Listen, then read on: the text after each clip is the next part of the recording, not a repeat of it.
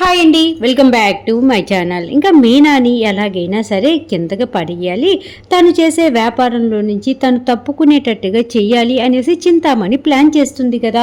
Chintamani plan చేసి మీనాకు సంబంధించి తన ఫ్యామిలీ డేటా అంతా తీసుకుంటుందన్నమాట. ఇంకా మీనా అంటేనే కోపం కదా ఎవరికి, మీనా వాళ్ళ అత్త ప్రభావతికి. కాబట్టి ప్రభావతి గారి గురించి ఆరా తీస్తుంది. ఇంకా ప్రభావతి గారు నాట్యం నేర్పిస్తారని తెలుసుకుంటుంది. ఇంకా ప్రభావతి గారు అప్పుడే కామాక్షి వాళ్ళ ఇంటికి వెళ్ళిందని కూడా తెలుసుకొని చింతామణి కామాక్షి వాళ్ళ ఇంటికి వస్తుందన్నమాట. వచ్చి మీరు ఈ వయసులో కూడా ఇలా నాట్యం చేస్తున్నారంటే మీరు చాలా గ్రేటు, కాబట్టి మీ దగ్గర నాట్యం నేర్చుకోవాలనుకుంటున్నాను అనేసి చింతామణి చెప్తుందన్నమాట ప్రభావతితోటి. వెంటనే కామాక్షి అంటుంది, ఇదిగో నాట్యం అంటే కుంపి గొంతులు కాదు, అయినా ఈ వయసులో నేర్చుకొని మీరేం చేస్తారు, మా వదినంటే ఎప్పుడూ నేర్చుకోబట్టి పిల్లలకి నేర్పిస్తుంది, అయినా కానీ మీరు మీ మనవరాళ్ళకి మనవాళ్ళకి నేర్పించడం కోసం వచ్చారా అనేసి కామాక్షి చింతామణిని అడగగానే చింతామణి అంటుంది, కాదు కాదు నేనే నేర్చుకోవడానికి వచ్చాను, కాబట్టి నేనే నేర్చుకుంటాను అనేసి చింతామణి చెప్తుంది. అప్పుడే ప్రభావతి అంటుంది, నాకు నేర్పాలనే మూడు కూడా లేదు అనేసి అనేలోపే కామాక్షి చెప్తుంది, అవునవునవును మా వదినికి నేర్పాలనే మూడే లేదు, అసలే అక్కడ మలేషియాలో వస్తుందన్న ఆస్తి అంతా కూడా బూడిద పాలయ్యి తీరా ఒక కుండడు బూడిద వచ్చింది తప్ప ఆస్తి అంతా రాలేదు, ఆ దిగులతోనే మా వదిన మంచం పట్టేలాగా ఉంది, ఇప్పుడు మీరేమో నాట్యం నేర్పండి అంటే మా వదిన ఎలా నేర్పిస్తుంది అని చెప్పేసి ఇంకా మొత్తం కూడా కామాక్షియే చెప్తూ ఉంటుంది చింతామణికి. అప్పుడే ప్రభావతి అంటుంది, కామాక్షి ఇంక నువ్వు కాసేపు ఆపుతావా అని చెప్పేసి కామాక్షి నోరు మూపేపిస్తుంది అనమాట.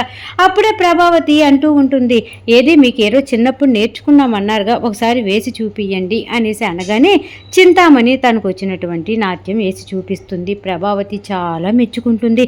ఇంకా ప్రభావతి చింతామణితో అంటూ ఉంటుంది, మీరు నిజంగా ఇలా వేస్తారని నేను అనుకోలేదు, మీరు చాలా బాగా వేశారు, ఎప్పుడో నేర్చుకున్న చాలా గుర్తు పెట్టుకున్నారు అనేసి ప్రభావతి చింతామణిని పొగుడుతూ, ఇంతకు మీరేం చేస్తారు అనేసి ప్రభావతి చింతామణిని అడుగుతూ ఉంటే చింతామణి చెప్తుంది, నేను ఫంక్షన్లకి పెళ్ళిళ్ళకి అన్నిటికీ కూడా నేను పూల డెకరేషన్ చేస్తూ ఉంటాను అని చెప్పేసి చింతామణి చెప్పగానే కామాక్షి చెప్తుంది, మా వదిన వాళ్ళ కోడలు మీనా కూడా తను కూడా ఇదే వ్యాపారం చేస్తుంది అని చెప్పేసి కామాక్షి చెప్పేలోపు చింతామణి అంటుంది, ఏది ఒక బండి మీద ఒక బాక్స్లో పూలు పెట్టుకొని దాని మీద పూలగంప అనేసి పేరుంటుంది, ఆయమ్మయేనా అనేసి చింతామణి ఏమీ తెలియని దానిలాగా కామాక్షిని అడుగుతూ ఉంటే, అవునవును మా మీనా గురించి మీకు తెలుసా అని చెప్పేసి కామాక్షి అడుగుతూ ఉంటే, అంటే ఆ వ్యాపారంలోనే ఉండేవాళ్ళం కదా కాబట్టి ఎప్పుడూ చూసినట్టు గుర్తు, మీరు చెప్పగానే నాకు అర్థమయ్యింది అని చెప్పేసి చింతామణి జవాబు చెప్పి ఇంకా అప్పుడు వెంటనే ప్రభావతి అంటూ ఉంటుంది, దాని గురించి ఇప్పుడు ఎందుకు,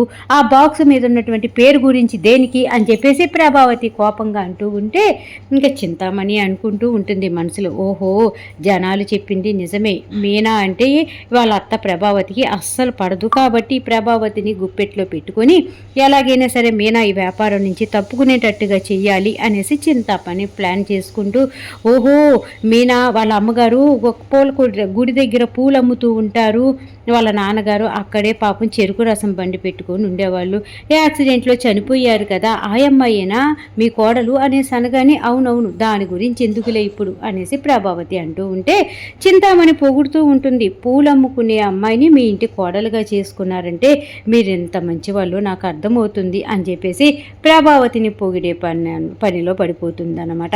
ఇంకెక్కడ ఇలా జరుగుతూ ఉంటుంది. చింతామణి కూడా సరే ఉంటాను, రేపటి నుంచి డ్యాన్స్ క్లాసులకు వస్తాను అని చెప్పేసి తను అక్కడి నుంచి వెళ్ళిపోతుంది. అలా అయిపోతుంది కదా. ఇంకా మొత్తానికి వచ్చేసేపాటికి విద్య ఉంది కదా, మన రోహిణి వాళ్ళ క్లోజ్ ఫ్రెండ్ విద్య వాళ్ళ ఇంటికి మటన్ కొట్టు మాణిక్యము ఉంటాడు, అక్కడికి రోహిణి కూడా వస్తుందన్నమాట.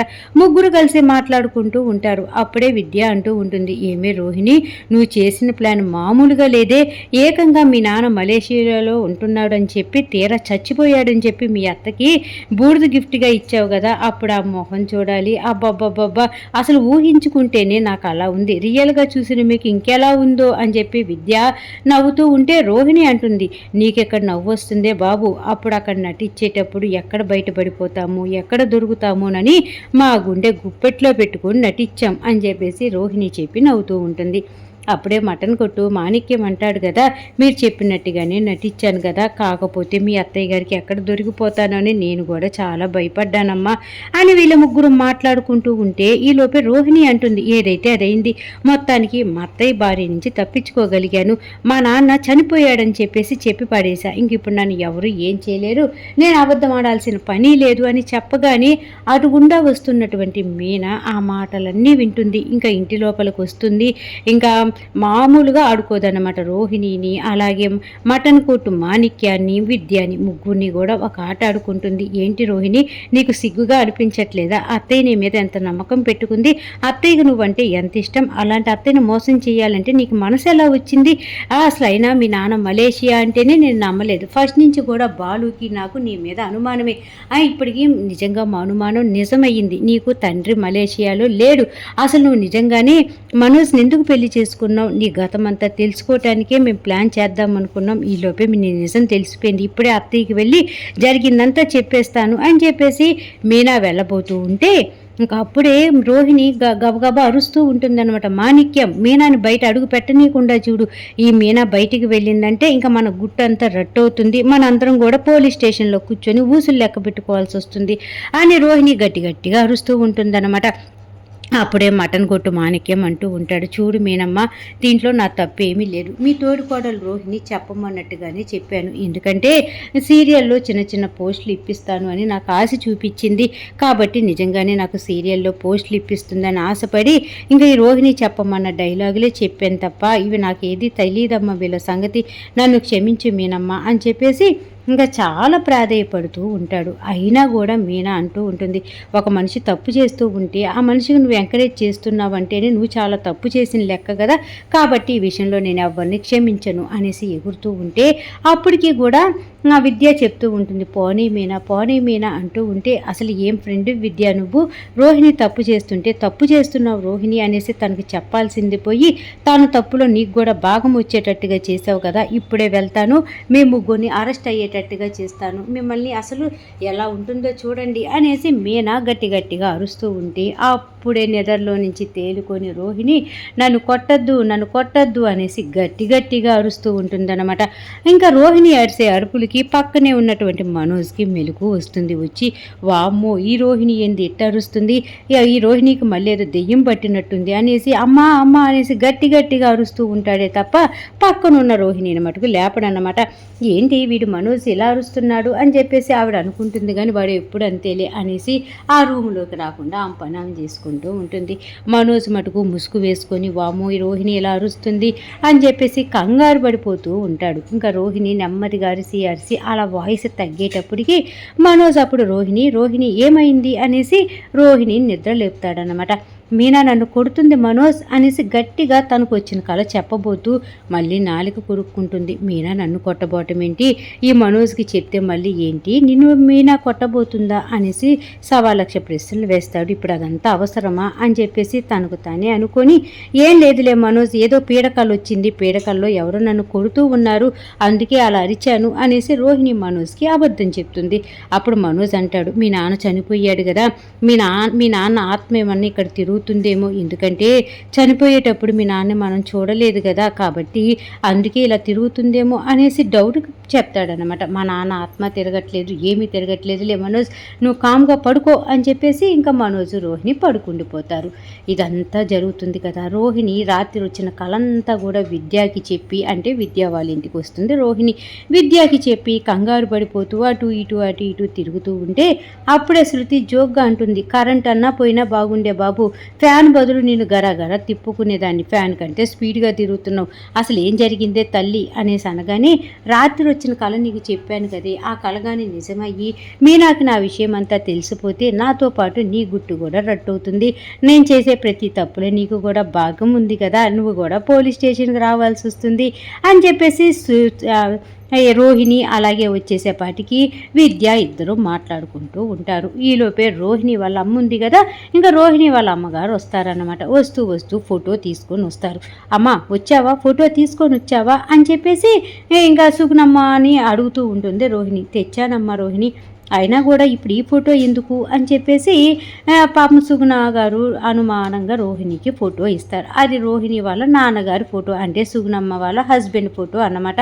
అప్పుడు విద్య అడుగుతుంది, అయినా కూడా ఈ ఫోటో ఎందుకే అనేసి రోహిణిని అడుగుతూ ఉంటే, ఈయనని మా నిజమైన నాన్న, మా నాన్న ఎలాగో చనిపోయాడు కదా, ఇప్పుడు మలేషియాలో ఉన్న మా దొంగ నాన్న కూడా చనిపోయాడని నేను యాక్షన్ చేస్తున్నాను కదా, ఇంకా మా అత్తయ్యని ఐస్ చేయాలి అంటే మా నాన్న ఫోటో ఇంటికి తీసుకొని వెళ్ళి, ఇదిగో మా నాన్న నిజంగా చనిపోయాడని మా నాన్న ఫోటో చూపించి కాస్త కలరింగ్ ఇచ్చి ఏడిస్తే ఇంట్లో వాళ్ళందరూ కూడా నా మీద ఉన్నటువంటి డౌట్ పోతుంది కదా, అందుకే ఈ ప్లాను అని చెప్పేసి ఇంకా రోహిణి అన్నీ చెప్తూ ఉంటే, రోహిణి వాళ్ళ అమ్మ సుగుణమ్మ గారు అంటూ ఉంటారు, రోహిణి నువ్వు చాలా తప్పు చేస్తున్నావు తల్లి, జరిగినదంతా కూడా నిజం చెప్పేసి వాళ్ళ కాళ్ళ మీద పడు, క్షమించేస్తారు, అంతేగాని నువ్వు ఒక్క తప్పు చేసి దానికి 100 అబద్ధాలు ఆడి రేపటి రోజున దొరికిపోయి ఇంట్లో పరువు పోగొట్టుకొని రోడ్డు పాలైపోతావమ్మా, కాబట్టి జరిగిన తప్పేదో జరిగిపోయింది, కాబట్టి నువ్వు జరిగిందంతా చెప్పేసే రోహిణి అనేసి విద్య ఇంకా సుగుణమ్మ గారు అందరూ చెప్తూ ఉంటే రోహిణి వాళ్ళిద్దరిని అరుస్తుంది, మీకేం పోయింది, మీరెన్ని మాటలైనా చెప్తారు, అక్కడ అనుభవించేది నేను కదా, మనోజ్ అంటే నాకు పంచ ప్రాణాలు, ఈ విషయాలన్నీ చెప్తే మనోజ్ నన్ను భారీగా స్వీకరిస్తాడా, నాకు ముందే పెళ్ళయ్యో కొడుకున్నాడంటే ఎవరు ఒప్పుకుంటారు, నువ్వే కదా నాకు చిన్న వయసులో ఎవరినుగా ఒకటి ఎదవనిచ్చి పెళ్లి చేసి నా జీవితాన్ని నాశనం చేసి ఇప్పుడు ఇదంతా జరగటానికి కారణమయ్యావు, నా పని నేను చేసుకుంటా, మీ పని మీరు చేసుకోండి అనేసి ఆ ఫోటో తీసుకొని రోహిణి బయలుదేరి ఇంటికి వస్తూ ఉంటుందన్నమాట. ఇక్కడ ఇలా జరుగుతూ ఉంటే ఇంటి దగ్గర హాల్లో అందరూ కూర్చొని ఉంటారు, బాధగా ఉంటారు. ప్రభావతి అయితే అయ్యో వస్తున్నటువంటి కోట్ల ఆస్తి పోయింది కదా, ఇప్పుడు ఎలా అని చెప్పేసి ప్రభావతి గారు ఆలోచిస్తూ అందరూ మాట్లాడుకుంటూ ఉండేలోపే ఇంకా మీనా బాలు ఇంకా ఇంటికి రాలేదని చిరాకు పడుతూ ఉంటుందన్నమాట. ప్రభావతి ఇంట్లో కాఫీ ఇచ్చే దిక్కు కూడా లేదు, పేరుకి 3 కోడళ్ళు ఉన్నారు కానీ కాఫీ ఇచ్చేవాళ్ళు లేరు అనేసి ప్రభావతి కోప్పడుతూ ఉంటుంది. ఇంకా బాలు మీనా కారులో వస్తూ ఉంటే ఇంకా వాళ్ళకి తెలిసినటువంటి పెద్ద ఆయన చెప్పులు కుట్టుకుంటూ ఉంటారు కదా రోడ్డు మీద, ఈ ట్రాఫిక్ పోలీస్ వచ్చి ఏంటి రోడ్డు మీద ఇలా చెప్పులు కుట్టుకుంటూ ట్రాఫిక్ జామ్ అవుతుంది, మీరు మర్యాదగా ఇక్కడ నుంచి షాపు తీసేయండి అని చెప్పేసి అక్కడ ఉన్నటువంటి చెప్పులు షాపు అన్నీ పీకేబోతూ ఉంటే ఆ పెద్దవాళ్ళు ఆ పోలీస్ కాళ్ళు పట్టుకొని మా బ్రతుకుతారు ఇదేనయ్యా తీసేయద్దు అనేసి ఎంత బతిమలాడుతున్నా సరే ఆ ట్రాఫిక్ పోలీసు వినకుండా మొత్తం పడేస్తూ ఉంటే అప్పుడే అటు వస్తున్నటువంటి బాలు మీనా అడ్డుకుంటారు, అయినా ఆ పోలీసులు వినరు. ఆ తొక్కిసలాటిలో పాప మా పెద్ద ఆవిడికి తలకు దెబ్బ తగులుతుంది, పెద్ద గాయమవుతుంది, రక్తం పోతూ ఉంటే బాలు మీనా గబక్కున పెద్దవాళ్ళిద్దరిని హాస్పిటల్కి తీసుకొని వెళ్ళి జాయిన్ చేపిస్తారు.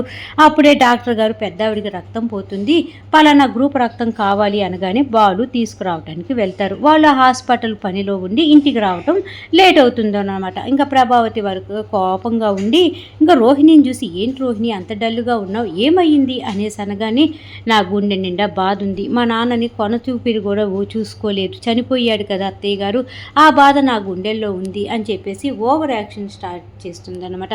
మనోజ్ ఏమో ఊరుకో రోహిణి ఊరుకో, ఎందుకు అలా బాధపడతావు, ఎవరికైనా బాధ ఉంటుంది, కాకపోతే పోయిన వాళ్ళు రారు కదా, మనం అక్కడికి వెళ్ళలేం కదా అని చెప్పేసి మనోజు రోహిణిని ఓదారుస్తూ ఉంటే ప్రభావతి కూడా ఊరుకో రోహిణి ఇలా జరుగుతుందని ఎవరూ అనుకోలేదు కదా, ఇలా పాపం చివరి చూపు కూడా చూసుకోలేకపోయావు, ఒక కన్న కూతురుగా నీకు ఆ బాధ ఉంటుంది, కాకపోతే ఏం చేస్తాం అని చెప్పేసి రోహిణిని అందరూ ఓదార్పు యాత్ర స్టార్ట్ చేస్తారు. ఇంకా రోహిణి అనుకుంటుంది అయ్యో నాకు ఏడుపు రావట్లేదు, కొంచెమన్నా ఏడుపు వస్తే బాగుండు, సీన్ బాగా క్రియేట్ అయ్యేది అనుకుంటూ ఉంటే ఈరోజు సీరియల్ ఎపిసోడ్ అయిపోయింది.